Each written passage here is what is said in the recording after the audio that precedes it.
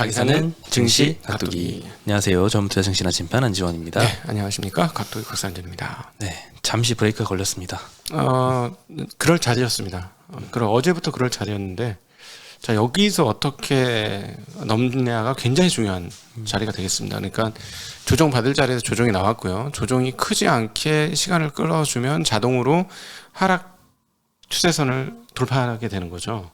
네, 옆으로만 기어도 하락 추세를 벗어나는 거예요. 그래서 사실은 뭐 횡보하면서 옆으로 기는 게 가장 좋긴 한데 어떻게 될지 좀 지켜봐야 되겠습니다. 누르는 힘이 워낙 세기 때문에 바로 간다라고 장담할 수는 없는 상황인 것 같습니다. 낮 시간대만 해도 사실 코스피는 뭐 플러스로 갈 정도로 오늘 왜 이렇게 안 빠지지 싶었거든요. 네. 나스닥이 2% 넘게 빠진 것 비해서 상당히 방어를 잘해서 역시나 이제 외국인들의 수급이 좀 도와주나라는 생각이 좀 잠깐 들었는데, 뭐 외국인을 일단 오늘은 좀 팔긴 팔았습니다. 네. 그리고 오늘 옵션 만기일이었잖아요.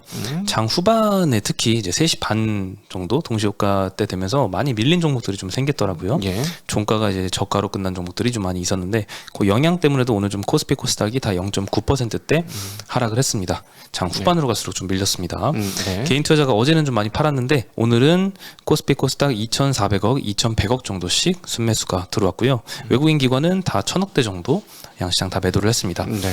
원달러 환율이 0.9% 정도 다시 조금 올라왔습니다. 1377.5원으로 마감을 했고요.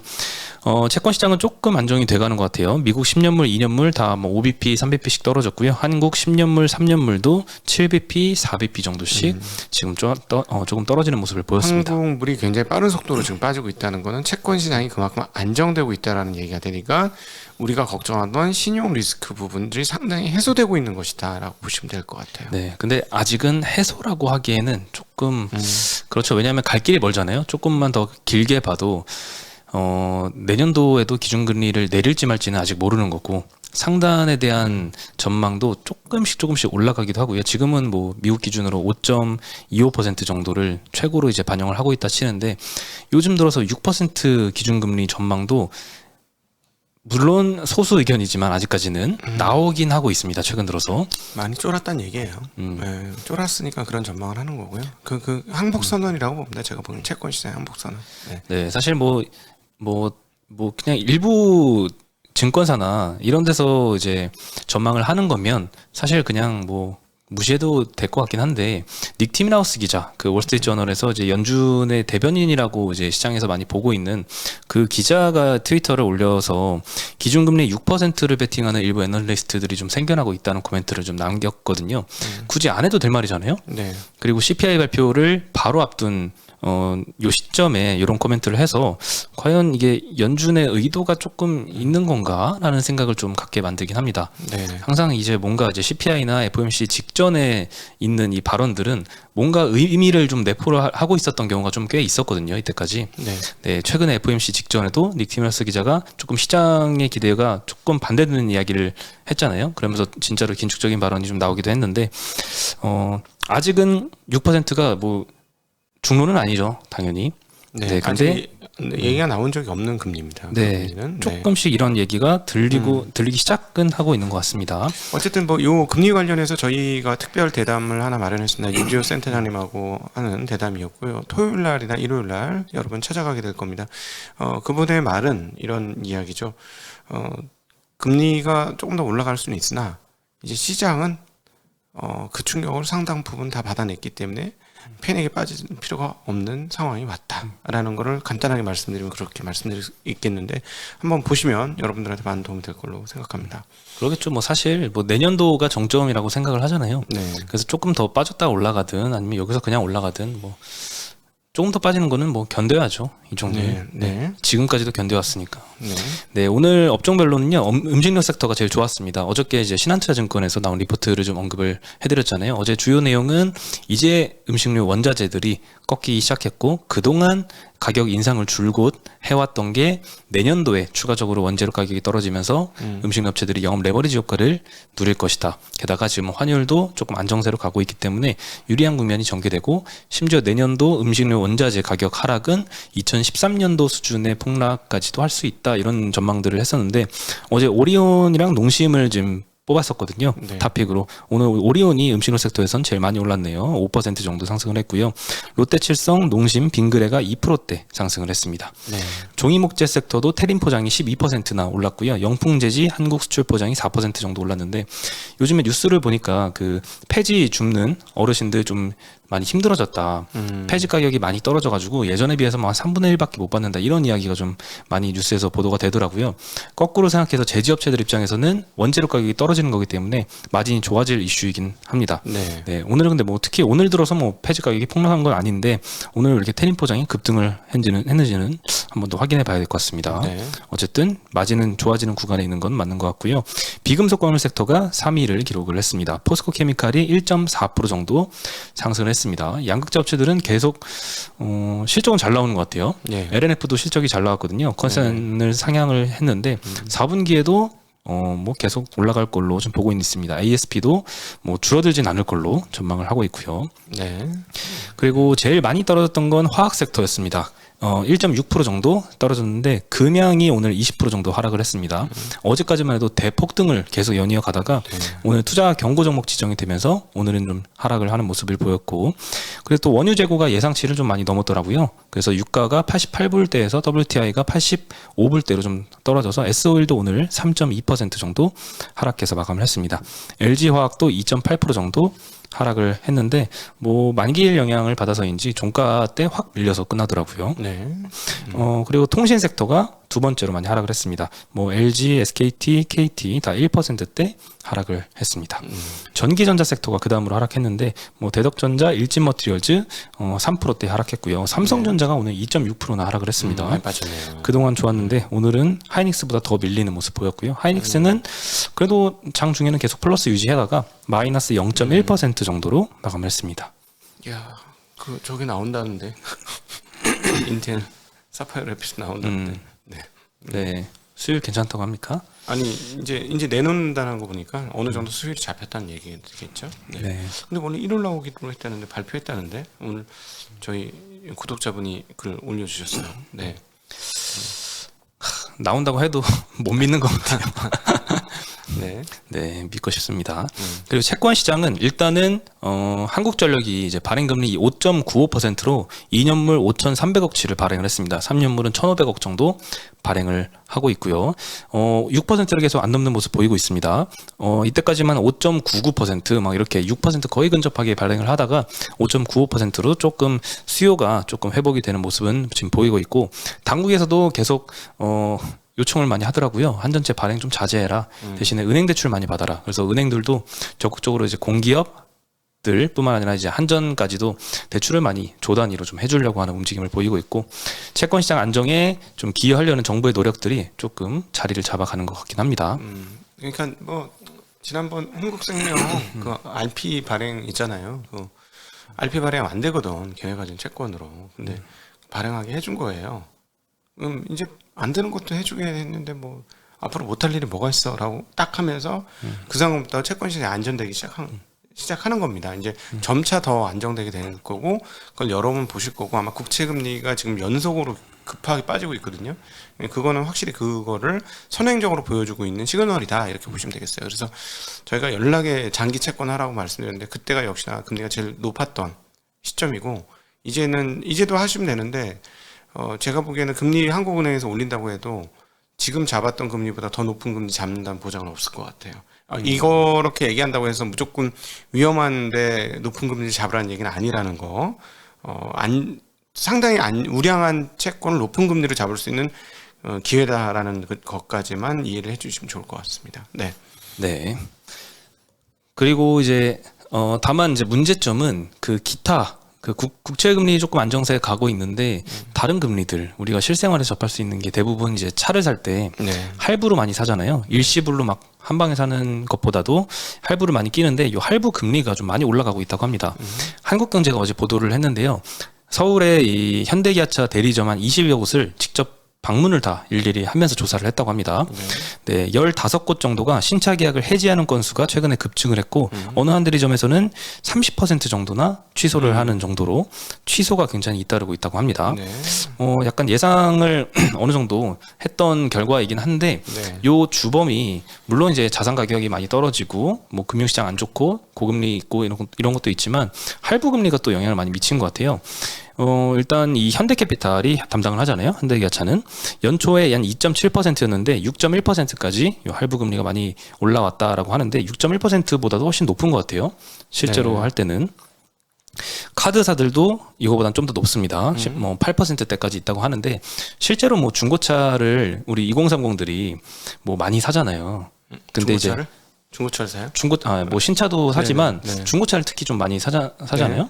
이제 카푸어라고 흔히 불리는 네. 내가 할 수 있는 것보다 훨씬 더 이제 좋은 차를 사기 위해서 돈이 없는데 할부를 끌어서 하는 게 예전에는 가능했던 게 금리가 그렇게 높지 않았잖아요. 네. 그래서 충분히 이제 뭐 어느 정도 감당할 수 있으면 그냥 했는데 요즘에 할부 금리가 뭐 10% 이상 되는 경우도 좀 많은 것 같아요.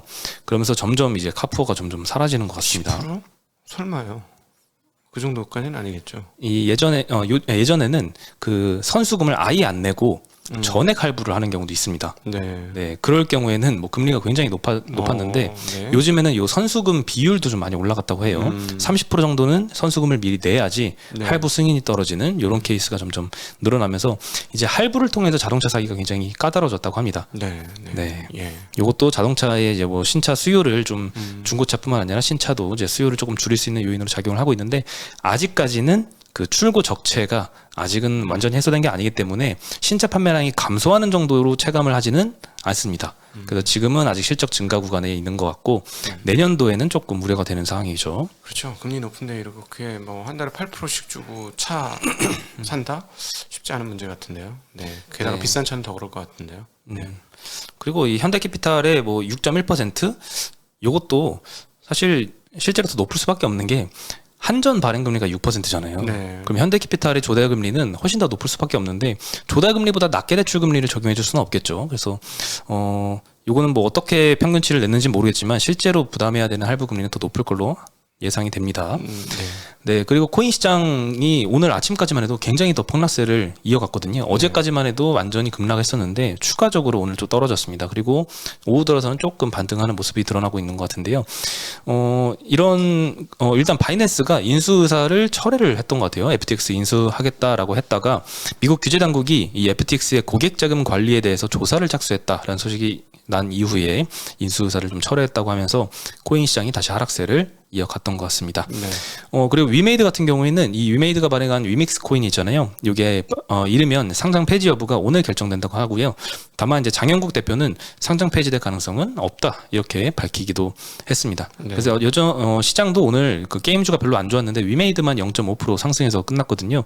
상장 폐지는 결국 되지는 않을 거다 이런 기대감이 좀 반영이 되는 것 같고 실제 위믹스 코인도 오늘 코인 시장이 안 좋은데 오늘 기준으로는 플러스로 거래가 되고 있습니다. 근데 이게 상장 폐지가 안 돼도 오늘은 뭐 그래서 올랐다지만 저는 금리에 가장 취약한 자산들이 코인 자산일 거라고 봐요. 예, 그러면 금리 얘네는 아무것도 안 주잖아. 갖고 있으면 자기네 거 주는 거잖아. 자기네 거. 자기네 걸 알까서 주는 거잖아요. 네. 그렇죠. 수익원이 없는데 어떻게 돈을 줘? 계속 안 되거든. 그게 이제 구조가 안 만들어져요. 수익을 내야 돈을 주는 건데 뭘 줄 수가 없으니까 수익을 내는 것도 없고 줄 것도 없고 하니까 이게 금리가 높아지면 완전 여류 자산이 될 수밖에 없다. 그래서 이번에 많은 코인들이 없어질 거라고 저는 개인적으로 예상이 됩니다. 예, 살아남은 놈들은 다음번 국면에서 이제 자산으로 본격적으로 인정받을 확률은 더 높아지는 거고 반대로 그렇게 보셔야 될 것 같아요. 네. 네, 그리고 오늘 게임주가 좋지 않은 가운데 펄어비스가 오늘 8%대 급락을 했습니다. 실적 호조를 보였는데도 신작이 이제 출시가 계속 생각보다 지연되는 것 같아요. 일단 3분기 영업이익은 컨센이 한 25억이었는데 120억 발표했습니다. 컨센 대비 되게 잘 나왔으면 실적이 사실 이렇게 좋았으면 주가가 좀 올라야 괜찮은데 처음에 장 초반에만 어저께 올랐다가 이후 컨퍼런스 콜을 했는데 붉은 사막 개발 완료 시점을 내년도 하반기라고 이야기했고요. 도깨비는 내후년으로 예상된다고 했습니다. 네. 사실 작년도에 도깨비 요거 티저 영상만 공개했을 때 막 난리 났었죠. 폭등을 했었는데 네. 이게 아직도 좀 나올 기미가 좀 안 보이고 있는데요. 일정은 자꾸 지연이 되고 있는 겁니다. 붉은 사막도 원래 올해에서 내년으로, 도깨비도 원래 내년에서 내후년으로 계속 연기가 되고 있고요. 어제 사실 요 신작 연기 소식 때문에 실적 호조에도 불구하고 6% 빠졌는데 오늘 추가로 8%대 하락을 이어갔습니다. 삼성증권 코멘트를 보면요. 3분기 영업 흑자 전환을 했지만 대부분 인센티브 제거와 일회성 클라우드 비용 할인 때문이었다. 그러니까 이 실적 좋았던 게 일회성이라는 거죠. 다시 안 좋아질 수 있다라는 코멘트고, 검은 사막 모바일 게임 매출이 좀 감소하고 있다고 합니다. PC는 잘 나오는데 모바일이 안 좋아서 계속 까먹고 있고, 붉은 사막 출시는 내년 하반기에도 불투명하다. 그러니까 회사에서 컨퍼런스 콜 하기론 내년 정도까지는 할 것 같다라고 했는데 삼성증권에서는 내년 말도 힘들다라고 하면서 기대감을 더 꺾게 만든 이슈였던 것 같습니다. 그리고 이제 망 사용료 이슈가 지금 아직도 해결이 안 되고 있는데, 아프리카 TV가 오늘 17% 급등을 했습니다. 경쟁사인 이 트위치가 한국 사업에서 거의 뭐 사실상의 철수 결정을 내리면서 반사수의 기대감 때문에 아프리카 TV가 좀 올랐는데요. 트위치가 오늘 공지사항을 통해서 13일부터 한국 시청자에 대한 VOD 기능을 중단하겠다고 발표를 했습니다. VOD 기능은 뭐 클립이나 이전 방송들, 하이라이트 방송, 뭐 업로드된 콘텐츠들 포함해서 이런 서비스를 이제 중단을 하겠다라고 한 건데, 중단한 이유는 공식적으로는 이 여러 규제 요건들을 충족을 하기 위해서였다라고 이야기를 하지만 망사용료 분쟁으로 인한 결정으로 보입니다. 왜냐하면 예전부터 이 한국 사용자에 대해서 9월 말쯤에 이 화질을 낮췄거든요. 그리고 이번에는 또 추가로 더해서 VOD 서비스를 아예 중단 결정을 한 겁니다. 네, 그래서 CP 콘텐츠 프로듀서들한테 망사용료를 부과하면 이렇게 소비자들한테 이런 피해들이 좀 돌아오는 것 같긴 합니다. 예, 그래서 법제화가 아직 결정은 안 됐지만 만약에 법제화가 되면 이런 제2의 트위치 같은 사례들이 더 나오지 않을까 싶습니다. 예. 네. 전 무슨 말인지 잘 모르겠어요. 망 사용료 부담 때문에 이 콘텐츠 저 통신회사가 아니죠. 그 콘텐츠를 제공하는 업체. CP라고 부르죠. 네네. 콘텐츠 프로듀서들, 그리고 네.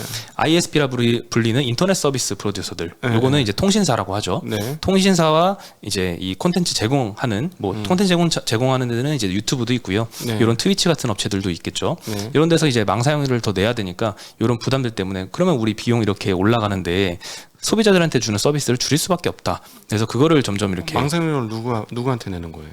망사용료요? 네. 통신사한테 내죠. 통신사한테 내는 내죠. 거. 통신사가 지금 망사용료를 더 올렸어요? 지금 부과를 하라고 요 법제화를 시키고 있죠. 네. 여기 기업 아직 한 건 아니잖아요. 그렇죠. 네. 네. 근데 이게 만약에 실제로 통과돼서 의무화가 되면은 실제 지금 뭐 카카오나 네이버는 이제 망사용료 내고 있는데 네. 뭐 넷플릭스나 유튜브나 이런 데는 안 내고 있잖아요. 그래서 얘네도 내게 되면은 뭐 광고를 더 넣는다거나 아니면은 뭐 굉장히 인기 있는 해외 콘텐츠들은 노출도를 좀 줄인다거나 이런 식으로 조금 바뀔 수는 있을 것 같습니다. 네. 네. 이것도 찬반 논란이 굉장히 심한 것 같아요. 네네네. 통신사 입장에서는 해야 뭐 다음번 국면에 다음 세대에 투자도 단행할 수 있다고 생각하겠죠. 충분히 그럴 것 같습니다. 네. 그리고 쿠팡이 흑자 전환을 드디어 했습니다. 3분기 영업이익이 7,742만 불 발표했습니다. 한화로 약 1,000억 원 조금 넘는 수치고요. 처음으로 이제 분기 흑자를 기록을 했는데요.